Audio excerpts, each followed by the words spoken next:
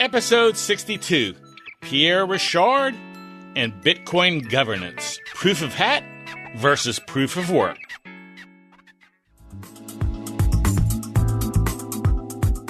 Interested in Bitcoin? Bitcoin is a very vague concept to a lot of people. Need to know more about cryptocurrency? We're going to talk about the basics. This is something that people just have no idea about what crypto is. How about buying, selling, and mining? Tony, I think that's one of the things that's going to make us a little different from some other shows. We're getting our hands dirty. Then listen to Gary Leland and Tony Sakala, better known as the Crypto Cousins, on the Crypto Cousins podcast.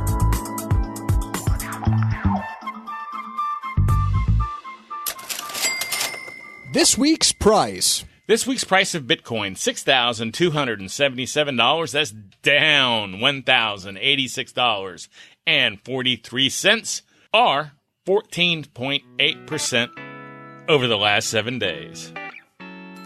Howdy, howdy, howdy. Gary Leland here. And this is Tony Sakala. Okay, Tony, I don't even have to tell you what I'm thinking right now. You said. I'm always sad. 3 weeks in a row. 3 weeks in a row, we go up on the price of Bitcoin. I'm starting to feel like maybe, I'm still not sure because of our conversation with Tone. With Tone was so sure it's going to go down further that I'm not ever 100% convinced it's on a full bull market. But I was feeling kind of good. And then all of a sudden, one day, was it Saturday, Sunday, whatever it was, $1,000 gone just like that. I mean, it's been fighting all week just to stay at that $1,000 loss. It's killing me, Tony. It's killing me. Well, I think it's pretty clear that if someone had 100 Bitcoin and they just pushed it up to 7 and then dropped back down to 6, 100 Bitcoin, $1,000, I mean, you make $100,000 pretty quickly manipulating the market. I mean, we've begun to see how easy it is. Well, I'm not wanting to get into news because we got a long show, so we're going to keep this short. But I was reading an article the other day about Iran.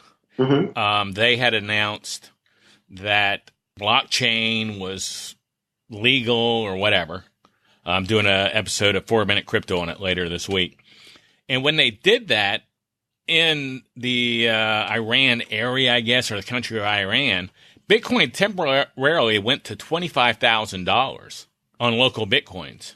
So you would think that moving to 25,000, Iran's a pretty decent-sized country. I mean, it's not like the U.S., but it's a decent-sized country, I think. So you would think that moving up to $25,000 in that marketplace would have a little bit of effect on the rest of the world. But instead, it drops here by 14%. You think that guy with 100 Bitcoins would have been selling them in Iran? Right, exactly. Meeting someone in a Starbucks in Iran. yeah, right. Heck, even if he sold them at half price, he'd have doubled his money. You know what I mean? He sold them to someone in Iran and said, hey, I'm going to sell you these at $12,000. You can go down to Starbucks and sell them for $25,000. He still would have doubled his money. So that's crazy, though. That article isn't $25,000 it went up to.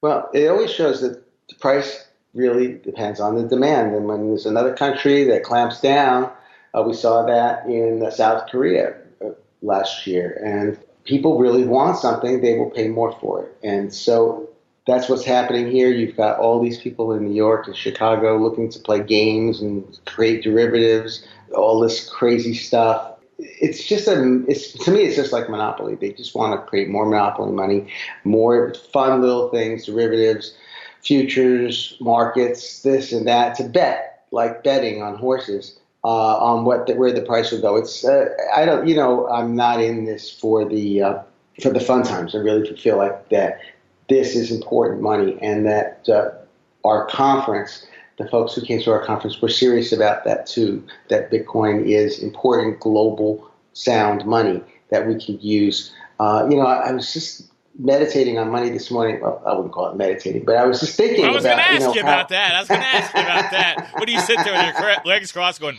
money? I was like, inflation.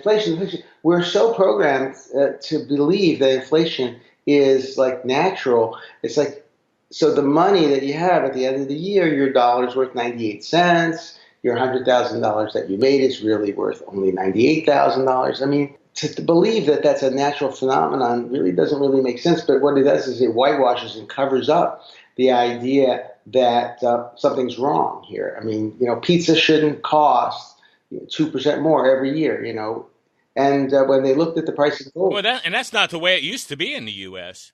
Until the early 1900s, people saved most of their money so they could give it to their descendants. Where now they give their descendants all their bills. They give them exactly wealth transferred in that way. And and of course, there's an encouragement to take out credit cards and to go into debt. We're teaching young people the wrong thing. And that's what we heard from Saifedean at the conference. And it was one of the most important talks, I believe, for young and old people. I agree completely. I listened to his talk again the other day. And by the way, since I'm kind of like the promoter guy, and you're the good guy, you're the good guy. And I'm according to Facebook comments. So you didn't even say the name of the conference. See, so you definitely aren't the promoter guy. You just said our conference. Where me, being the promoter guy, I got to say bitblockboom.com. If we're going to talk about a conference, I don't want people going, what conference? We make a good team. Yeah, so, but talking about BitBlock Boom, our conference that we had in July and we have next June, I know we were going to keep this short, but that's just the break, Sky, because I was watching, my nephew goes to Texas A&M, okay? And he's maybe a sophomore now, and he comes from a pretty conservative family. He liked something I posted yesterday, a quote I posted about Bitcoin. So that made me see his thing, and I went to his page and looked at it, which I never do. And he had a video on there about Cody Wilson, who was at our event. And yeah. Cody Wilson, for those who don't know, is the guy who's involved in the lawsuit with the digital printing guns. And wouldn't that be the way to describe that, the easiest way? The easiest way, yeah, exactly. So he uploads the CAD files for creating and printing with a 3D printer, the Liberator, which is a gun they designed, or also they make designs for other types of semi-automatic weapons. Okay, now on this video, it was this guy talking about, how the government needs to shut this down and stuff like this. This young kid, maybe 21. And he's describing this guy. He's an anarchist. He's wanting to overthrow the United States government. He's making these 3D printable guns so people could overthrow the government and stuff. And I'm listening to this, and I'm going, that's Cody Wilson, this guy that's wanting to overthrow the U.S. government? I mean, he said nothing about the fact that Cody is concerned with the fact that the information shouldn't be illegal. That's all this is information. Exactly.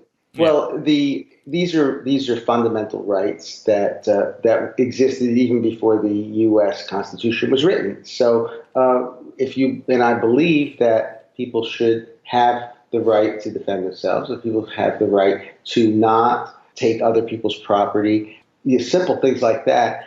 Then the founders of the country just wrote these things down so that it was more clear. But the average person understands that you don't create violence against another person, whether you're an individual or you're the police state. And that's really what we're talking about. Yeah, well, I just wanted to bring it up because I wanted to talk to you about it. That's what I couldn't remember earlier, that before in our pre-show conference that I wanted to tell you about, was I was watching this video and I was going, gosh, the way this guy's describing Cody, you would think that he's like got that mask on from V for Vendetta, and he's running around throwing fire bombs, and he's an anarchist trying to overthrow the government, and Trump was giving him money, and this thing went on, and this kid, my nephew, has this on his page.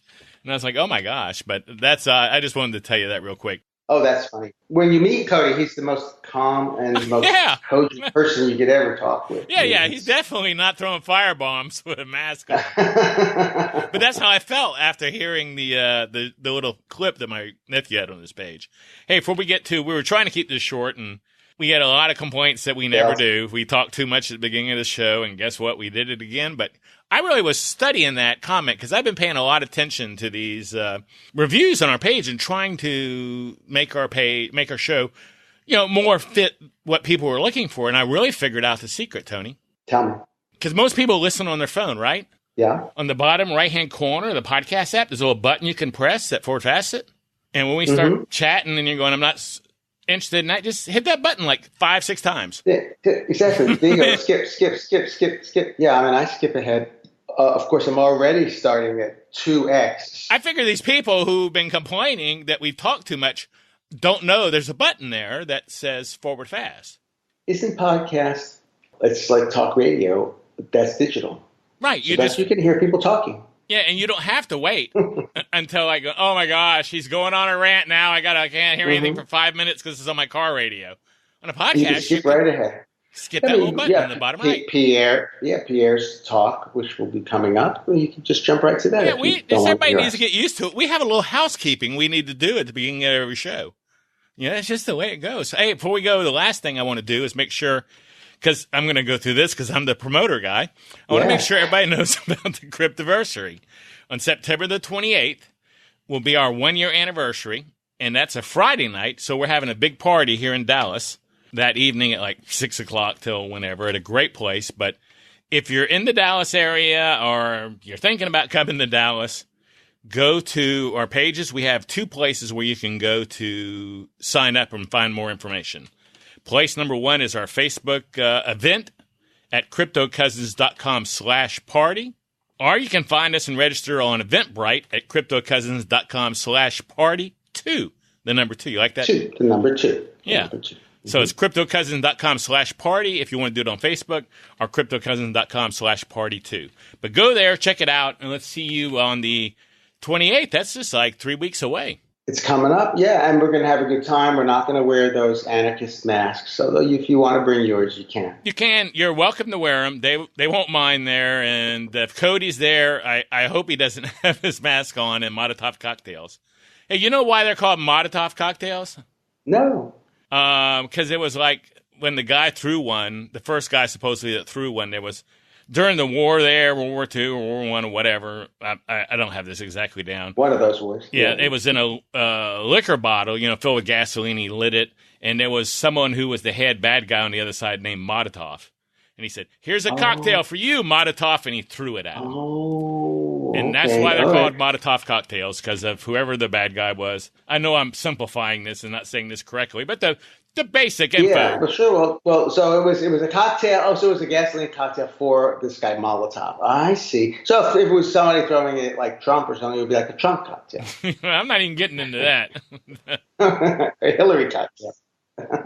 I saw when not too long ago. I've seen almost in every president someone get arrested for saying they were going to kill the president. And this one, man, I see it all the damn time. It's just weird. I think. Silly. I see it all the time. But let's get on. Oh, before we go, I want to make sure one more thing, because I'm the promoter. I got to make sure I do my job here. Everybody's going to get tired of me calling myself the promoter probably soon. That's probably going to get old. But I'm just facing the facts, dudes. Get it out. Exactly. BitBlock Boom, I forgot to say this earlier, is accepting speaker applications right now. So if you're interested in speaking at BitBlock Boom next June, go to bitblockboom.com/speaker-form. That's bitblockboom.com/speaker-form. I could just let them. It's also in the menu. Yeah, they can go to the homepage too. Yeah, they go to the homepage. But I wanted to let you know where you can go. Well, let's get on with today's meat and potatoes. Or in Pierre's case, I guess today's meat of the show. The meat only, exactly. Pierre and his partner in crime. Oh, I shouldn't say that. Partner in freedom at the Satoshi Nakamoto Institute is a software engineer and a co-founder of the Satoshi Nakamoto Institute and an outspoken Bitcoin maximalist. He holds degrees in business administration and accounting from the University of Texas at Austin. He co-produces the noted Bitcoin podcast with his colleague Michael Goldstein, also known as Bitstein. That's it. Bitstein and Pierre are the pair. But today we're playing the audio from Pierre's session, his talk at BitBlock Boom. We're kind of doing these in order, I guess. Once in a while we did Saifedean's about a month ago. He was the first person to speak, and now Pierre's the second person to speak. And I guess in a month or two we'll do Bitstein's, because he was the third, and lead these all up until next year's BitBlock Boom. But his session was titled Bitcoin Governance, Proof of Hat versus Proof of Work. That title's kind of weird. It is, but that makes you think, well, I wonder what that is. Kind of draws you in a little bit. Draws you in. Well, you ready to go to the session? Let's do it. Thank you, Tony, and thank you, Gary, for organizing this fantastic conference today. I hope that this is the first of many very successful conferences we have here in Dallas. Dallas is in the middle of the United States. It makes sense to do a conference here rather than on one of the coasts. Today, I'm going to be speaking about Bitcoin governance, and I think the first question that would come up is, why do we care? Thankfully, Saifedean just spent an hour explaining why we care. We care because Bitcoin enables sound money, and we can't have sound money if the form of governance lends itself to being corrupted and leading to inflation. So we're going to explore, why is it that Bitcoin's governance is so resilient to attempts to modify Bitcoin's rules. Well, actually, I wanted to, Michael Goldstein put it, and this echoes Saifedean, that sound money is a foundational pillar of civilization, and Bitcoin restores this powerful tool for social coordination. And I think that if Bitcoin's governance model is flawed, which critics have accused it of being flawed, and often it's to promote their own altcoin that has a different form of governance, then we should explore how it's flawed and try to fix it, because I think that if civilization's future is riding on this technology, we should be trying to optimize the form of governance. And the conversations about Bitcoin's governance are always centered on who's in charge, whether it's the VC-backed businesses or the miners or the developers or the nodes.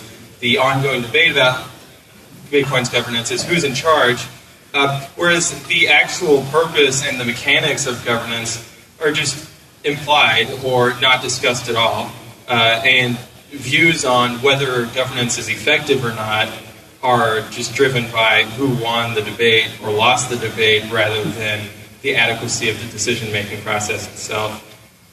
So what is Bitcoin governance? Bitcoin governance is the process by which a set of transaction and block verification rules are decided upon, implemented, and enforced, such that individuals adopt these rules for verifying that payments they received in transactions and blocks fit their personal subjective definition of what is Bitcoin. And then if two or more individuals adopt the same set of validation rules, and so they have the same subjective view of what is Bitcoin, they form what's called an intersubjective social consensus of what Bitcoin is. So this is troubling for a lot of people who want to have an objective definition of what is Bitcoin. Well, surely, it's whatever's written in the white paper, or we can find some kind of measure of how much hash rate there is, or things like this. And I think that the problem with trying to have an objective measure of what Bitcoin is that inherently makes Bitcoin centralized. Because now you've reduced Bitcoin down to one variable. And if Bitcoin is to have any chance to withstand the barrage of inflationists that want to increase that 21 million Bitcoin cap, it has to be decentralized. Its definition has to be decentralized, and thus it has to be driven by the subjective views of everyone in this room and everyone outside of this room.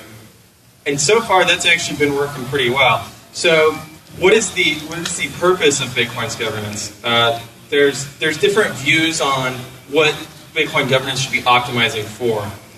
Matt Corallo argues that trustlessness is the most important property of Bitcoin. He defines it as the ability to use Bitcoin without trusting anyone but the open source software you run. And without the property of trustlessness, in his view, all the other positive things that we might optimize for are jeopardized.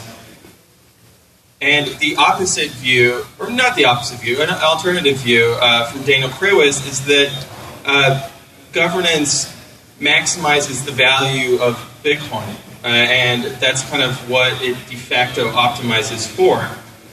He states that the general rule about Bitcoin upgrades is that upgrades which increase Bitcoin's value will be adopted, and those which do not will not be adopted. So I think that these two views are kind of means versus ends arguments, or in philosophy, deontological versus consequentialist ethics. And my bias is towards the trustlessness argument. I think that throughout monetary history, and Saifedean could talk about this, from ancient coin producers to modern central banks, trusting others to produce money has resulted in abuse of that trust. And we simply just cannot trust a third party to be in charge of how much money gets created. So I think that trustlessness is just table stakes for Bitcoin. On top of that, you could see scenarios where if we compromise on trustlessness a little bit today, we can increase Bitcoin's value a lot in the short run. For example, by being able to process billions of transactions. And then, before you know it, the whole system becomes centralized and loses its property of trustlessness. And now we've dramatically impoverished Bitcoin and reduced its value. So I would argue that there can be local optimizations that cause a global suboptimal outcome. And then there's just no evidence that Bitcoin's price has been correlated with upgrades to the Bitcoin protocol. Perhaps Bitcoin's fundamental value is affected by upgrades, but Bitcoin is so illiquid and volatile today that the price does not reliably reflect fundamental value. And if we can't observe the consequences of an upgrade on Bitcoin's value, then I think that the consequentialist approach of value maximization seems inadequate. So before we can evaluate whether Bitcoin's governance is delivering trustlessness, we should go through and describe how it works. So the Bitcoin governance process maintains a set of verification rules. And at a high level, this long set of verification rules covers syntax, data structures, resource usage limits, sanity checks, time locking, reconciliation with the memory pool and main branch, the Coinbase reward and fee calculations, and block header verification. Amending these rules without trade-offs is no easy feat. They all kind of rely on each other and build up to be an entire peer-to-peer network. The block header verification rules in particular are the most important because those are the rules that determine how proof of work functions. So most of these rules were inherited from Satoshi Nakamoto, and some have been added or amended to address bugs and denial of service vulnerabilities. Other rule changes occurred to enable innovative new projects. So I think this is why people will be like, well, there's no reason to change Bitcoin's verification rules because they're working today. And that's true. But there are some low-hanging fruit, some improvements that we can make that would make it so that, Saifedean was talking about level 2 on Coinbase. Well, what if we could do level 2 that is relatively trustless as well? And that way we don't have to necessarily be using Coinbase because we could have a level 2 peer-to-peer network. And the most famous one right now is called the Lightning Network. So a rule change that helped enable Lightning Network is the check sequence verify opcode that was added. So that allows a progressive improvement to Bitcoin. And the first step to this is research. Well, there's 5 steps: research, proposal, implementation, deployment, and then enforcement.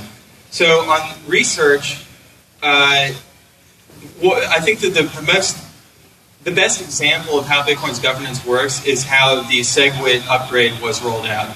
SegWit was a major change to the verification rules of Bitcoin.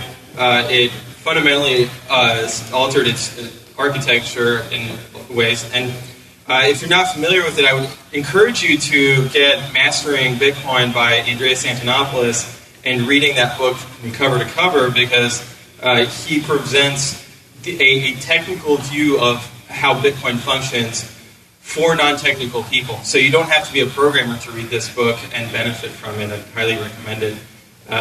After you've read Safety's book, of course. So SegWit began with research into fixing what's called transaction malleability. And this had become a serious issue because transaction malleability prevented the Lightning Network from deploying on top of Bitcoin. Industry and independent researchers collaborated on what eventually became SegWit. So this worked very well for SegWit, but in other cases there have been criticisms about the research process. There's occasionally a disconnect between what the researchers want to research, because we have to keep in mind this is decentralized, right? So it's not like the researchers get a memo from the CEO that, hey, next quarter we're going to be researching how to do X, Y, and Z. No, it's grassroots, and so it's driven by what researchers are interested in. This means that there can be a disconnect between what the researchers are interested in and what the users are interested in, or what would be good for the network and its properties. Additionally, I think that there's a disconnect between the academic computer scientists who prefer simulations over engineering experiments, and I think that that has held back the research process in certain cases, and it's been a source of tension in the research community, where, for example, a lot of academics were dissatisfied with the research that was put into Lightning Network's topology.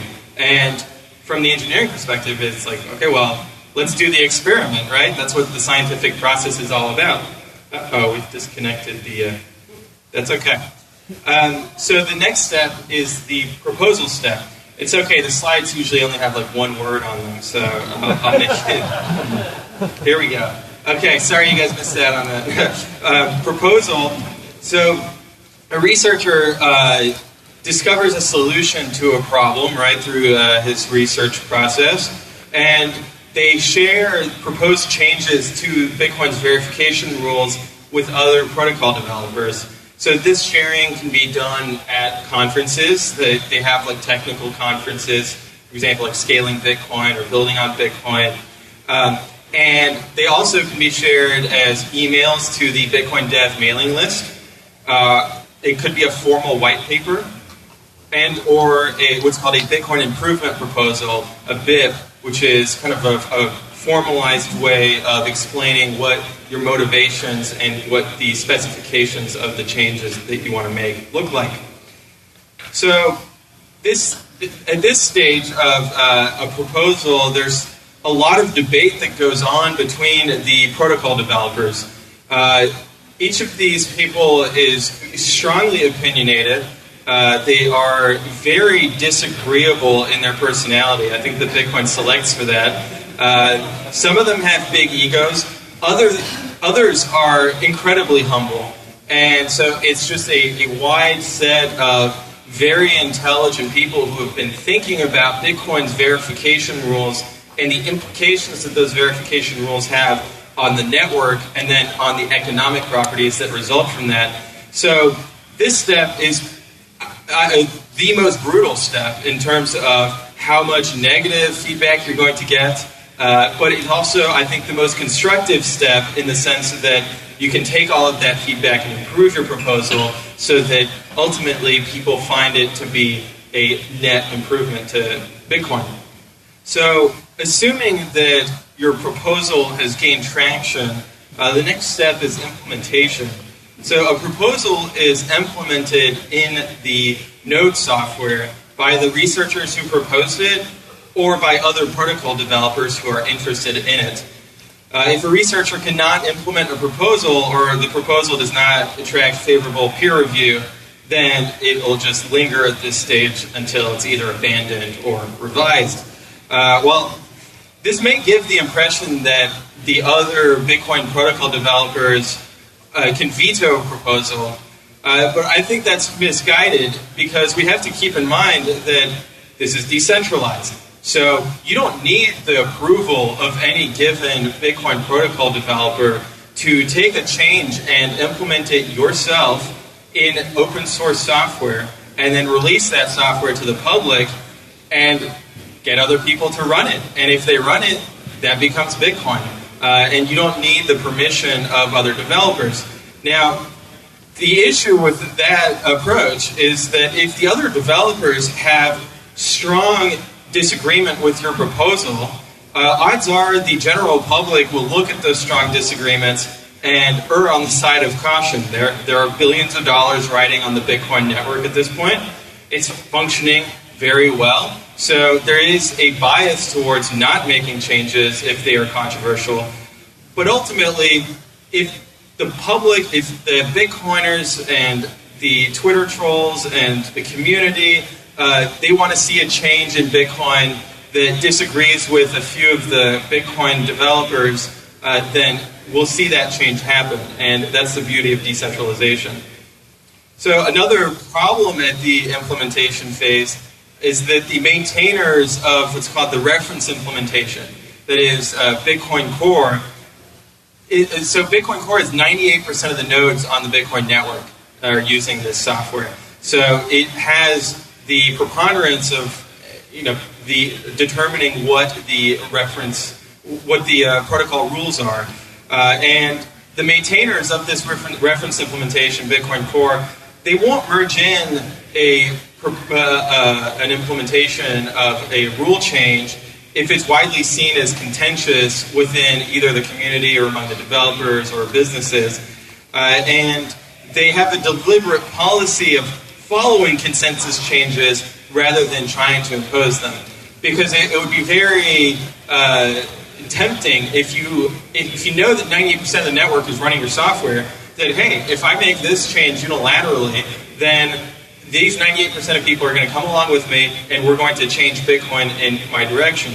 So the danger with that is that, A, obviously that would be centralized, and B, it would cause people to stop using that software. So they would quickly lose that 98% market share, and the entire software development process around Bitcoin would fragment around different implementations. So that's why they have a policy of following consensus changes, because ultimately not doing that would be self-defeating and not in the interest of anyone.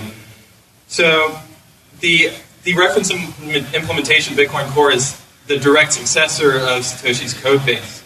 And the maturity and reliability of this code base is why 98% of the network is using it. And it's also, that reliability is a result of a rigorous development process. Changes to the code are carefully peer-reviewed by the best Bitcoin engineers. In the case of the SegWit rule changes, an entire test network was spun up to simulate real-world operation. So this is not some kind of cowboy hacking open source project. There's a lot of thought and review that goes into every single line of code that is being changed to make sure that they improve Bitcoin rather than undermine it.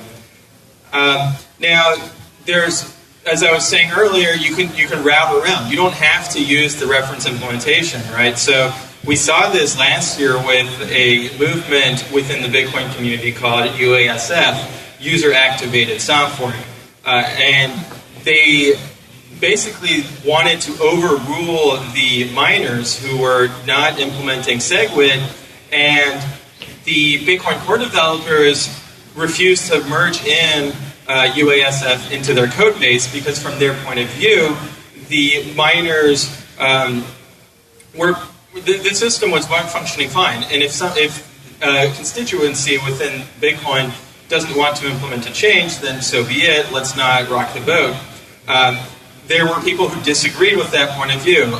One of them, his pseudonym is Shaolin Fry, disagreed so strongly that he went out and wrote his own code and then released it to the public and said, hey, if you want SegWit, which is going to enable the Lightning Network, download my node software, don't download the reference implementation.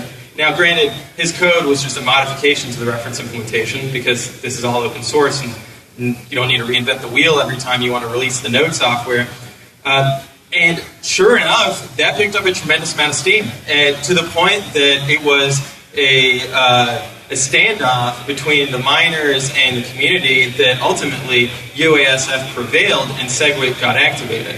So it goes to show that the reference implementation and the developers and the maintainers around it are not gatekeepers in a traditional sense, because it's so easy to copy the code as open source and release your own implementation. So on a more technical level, a proposal to change Bitcoin's validation rules can have a soft fork or a hard fork implementation. Some proposals can only be implemented as a hard fork. A soft fork implementation is what's called forward compatible. So with a soft fork, the pre-fork nodes, that is the people who have not upgraded their software, they don't need to upgrade their software in order to continue validating the consensus rules as they existed before the soft fork. However, these nodes that have not upgraded, they're not validating rule changes made by the soft fork. So, it's for each person to make up their own mind as to whether they upgrade their software or not. Generally, a good idea to do so. A hard fork is forward incompatible, and the pre-fork nodes will end up on a different network than the quote upgraded nodes. And we saw this, for example, with the Bitcoin Cash hard fork, where people were running changes to the rules, to Bitcoin's validation rules, that were just simply incompatible with the rest of the network, and it naturally partitioned off and became its own currency and its own community. So there's been controversy about the effects of hard and soft forks, both on the network and on the users. Soft forks are seen as being safer than hard forks. In fact, Bitcoin, in modern Bitcoin history, has only ever done soft forks. We haven't seen a Bitcoin hard fork where essentially Bitcoin's consensus came with it. Because the Bitcoin Cash hard fork did not have Bitcoin's social consensus follow that change in the rule set, which is why they're listed as BCH on exchanges and not as BTC. But it's not outside of the realm of possibilities that we would see a hard fork that would indeed have Bitcoin go along with it. We saw this with Ethereum several years ago when they hard forked. The social consensus went with the hard fork, and the other fork, the original chain, became Ethereum Classic and traded under a different ticker symbol. So there is debate about whether Bitcoin can hard fork or not. Some people argue that Bitcoin will never hard fork unless it's an emergency security situation or it's fixing a bug. For example, there's a bug that makes it so that Bitcoin must hard fork before the year 2100. Otherwise, there's an issue with the dates, kind of like we had with Y2K. So we've got 72 years to figure this out, and hopefully I'm around for that hard fork. That would be great. So the reason soft forks are seen as safer is because they don't require an explicit opt-in, but this can also be seen as coercive. So some users view it as like they had SegWit imposed upon them against their will, and someone who disagrees with a soft fork must hard fork to reverse it. So it imposes a cost on them that could be seen as unfair. Now, once the proposal has been implemented as a soft fork or a hard fork, there's the deployment phase. Users must be persuaded to use the node software that implements these new verification rules. And not all users are equal in their importance in terms of what node software they run. For example, the node software that Coinbase runs has hundreds of thousands, if not millions, of retail investors who are only marginally interested in Bitcoin and have not put any thought into why this even works at all. And some of them don't even know that there's only 21 million Bitcoins. So anyway, they delegate all of their decision-making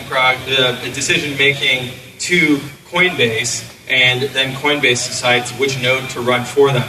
And then same thing for block explorers, for example. When you go use a block explorer, you're relying on their node you're trusting them to be providing accurate data. So there's that, and then if you own a lot of Bitcoins on your cold storage, on your paper wallet, or however you decide to store your Bitcoins, and you're using a node to validate that Bitcoins that you receive are actually Bitcoins, you're going to have more weight in this than someone who just has a couple of Satoshis that they are verifying. So it's not a democracy of one node equals one vote, but rather because it's a social consensus, and as we know, in the realm of social relations, there's inequality. We see this replicated in Bitcoin as well. And exchanges also have the ability to choose which set of validation rules belongs to which ticker symbol. So I was talking about BTC versus BCH, or ETH versus Ethereum Classic, etc. So this does give exchanges some power in terms of when there's a debate, a contentious debate within the community as to which side of a hard fork is the social consensus. Now, this power ultimately is checked by speculative traders, by large holders, and by other exchanges. So by no means are exchanges centralized. In fact, one of the huge criticisms of the Bitcoin market is how fragmented liquidity is across all these different exchanges. So I think that this is a particularly robust part of Bitcoin's governance, is how decentralized the trading of Bitcoin is among exchanges and then OTC brokers, local Bitcoins, etc. So individual users can signal on social media that they're using a certain version of the node software. And we saw this with UASF. Everyone was using hashtag UASF to show that they were running a node that had this a different set of validation rules. And then we saw the same thing in kind of in reverse with the hashtag No2X, which was that people were signaling that they're not running the quote upgrade of Bitcoin, and they have rejected this corporate takeover. And the problem with this aspect of Bitcoin's governance is that this can be Sybil attacked.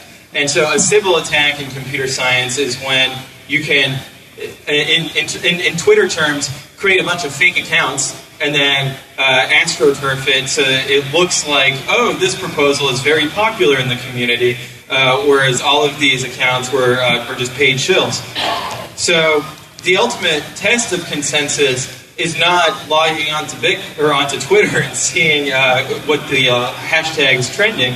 The ultimate test of consensus is whether your node software can receive payments that you consider to be Bitcoins, and you can send payments to your counterparty's node software that they consider to be Bitcoins.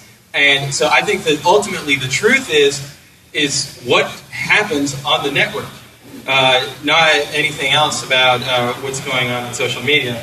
Now, granted, we've seen some good correlation between what happens on the network and what happens on social media. So I don't want to dismiss it entirely, and I'll be the first to put up a hashtag next time we have some Bitcoin activism around rule changes. Probably ignore signatures. So soft forks have an on-chain governance feature called BIP9 version bits with timeout and delay. And this feature measures miner support for soft forks on a rolling basis.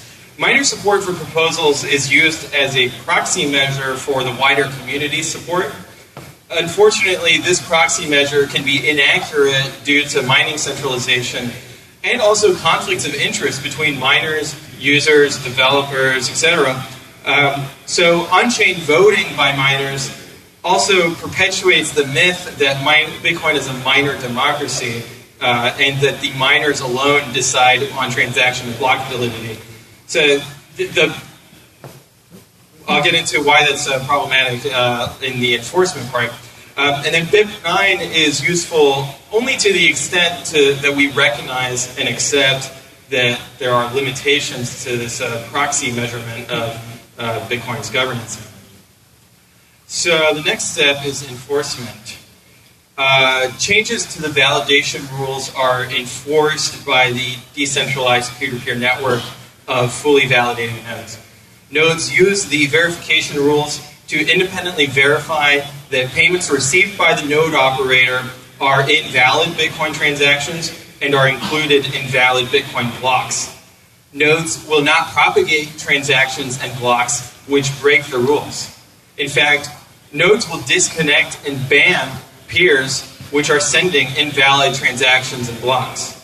One of my favorite pseudonymous Twitter accounts, Stop and Decrypt, described this as Bitcoin is an impenetrable fortress of validation.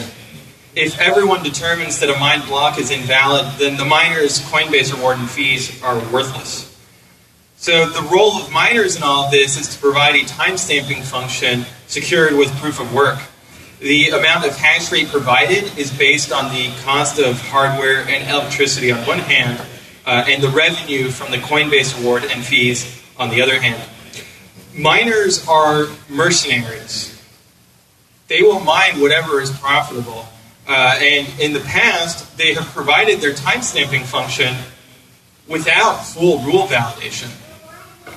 So due to mining centralization and the issue of miners not always validating the rules, they cannot be trusted to enforce the validation rules on their own, and we must have a peer-to-peer network of nodes that is operated by people verifying that the payments they are receiving are in fact Bitcoin. So back to the outcomes we're looking for, trustlessness versus value maximization. My view is that Bitcoin's governance model thus far in modern history has prevented a degradation of trustlessness. The dramatic increase of on-chain Bitcoin transactions that we've seen over the past 5 years seem to have no end in sight. And part of the reason for that is that Bitcoin transactions are a negative externality on Bitcoin nodes who have to store these transactions and verify these transactions in perpetuity, and the nodes are not compensated. People run nodes because they subjectively want to verify that the money that they're receiving is actually what they are expecting, but they're verifying everyone else's transactions at the same time to maintain the trustlessness of Bitcoin. And so as the transaction volume increases and imposes this increasing cost on nodes, you would naturally see fewer and fewer nodes until at the end of it, it would be fully centralized by miners and would not be trustless anymore. So if Bitcoin's governance had not been resistant to last year's miner signaling for a doubling of what's called the maximum block weight, which is the maximum number of transactions you can have on a block, a precedent would have been set for valuing transaction throughput above trustlessness. So I think that on the trustlessness argument, Bitcoin's governance has been flawless. Now, on the increasing Bitcoin's value area, I think that there's a lot of debate in the community as to whether that has been effective, in the sense that we saw a massive rise in the number of altcoins and their valuations.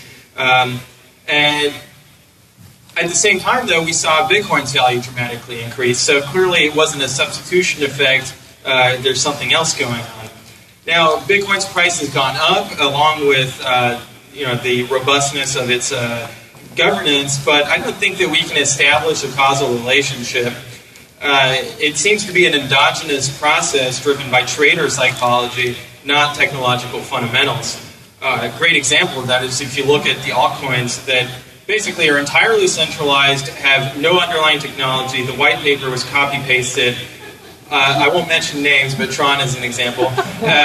They are trading at wild valuations. So clearly there's a disconnect between today's price and the underlying technology and also the underlying properties of these networks. But I think that time will sort that out. And then regarding the fundamentals of Bitcoin's technology, it's undeniable that Bitcoin's governance has delivered on consensus changes which Layer 2 Lightning Network depended on to operate. So we fixed transaction malleability, we added check sequence verify, and I think that Lightning Network represents the most important innovation on the payments layer that we've seen since the creation of Bitcoin itself. And there's no doubt in my mind that the Lightning Network increases Bitcoin's value dramatically. As Safety was saying, like the Layer 1 settlement layer does not scale because it's a global broadcast medium. The Layer 2 can scale. And then the question is, what kind of Layer 2 do we want? Do we want a Layer 2 that is highly centralized, on Coinbase or on other services like that? Or do we want a Layer 2 that is trustless and provably cryptographically 100% reserved, which is very important for a lot of Austrian economists? And I think that Bitcoin's governance is moving us towards a world where we do have a trustless Layer 2, and I just consider that to be an unequivocal success. Thank you, and enjoy the rest of the conference.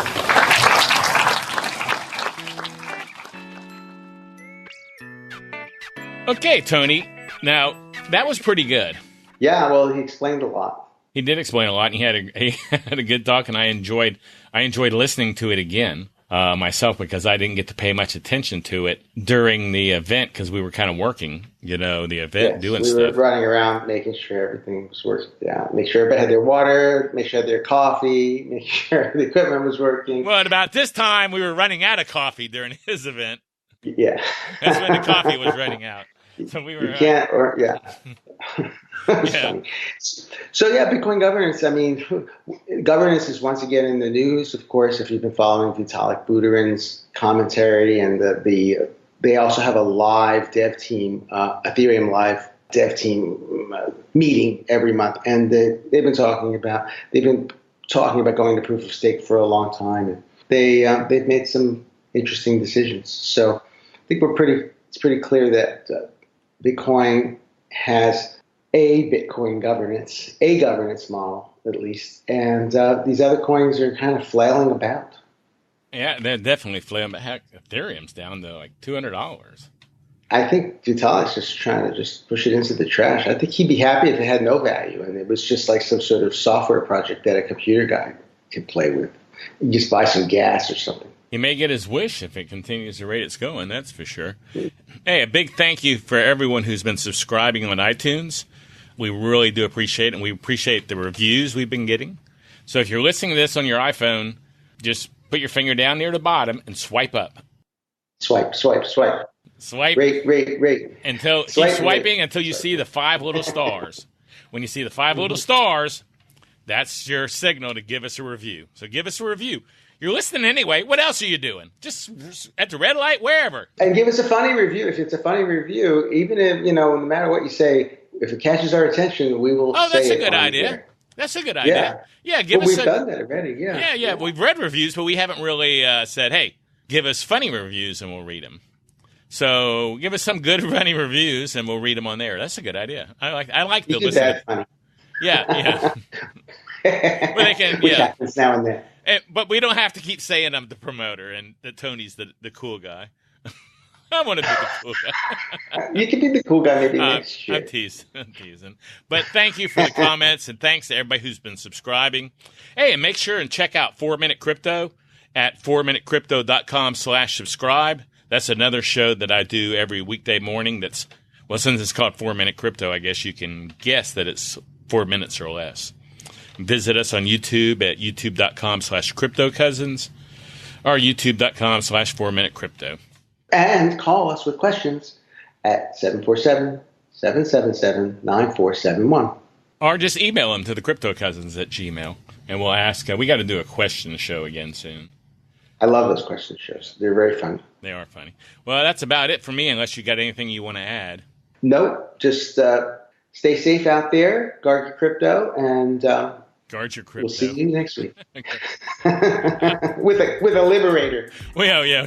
Go print you a gun and guard your Bitcoin. Hey, thanks everyone for listening. Love you guys. Thanks for listening to the Crypto Cousins podcast. Please share this podcast with anyone you know that is interested in cryptocurrency. Your friends can subscribe on iTunes at cryptocousins.com/iTunes and on Android at cryptocousins.com/play. If you want to know more about Tony or Gary, just go to tonysakala.com or garyleland.com. Make sure and join us on the next episode, and thanks for listening.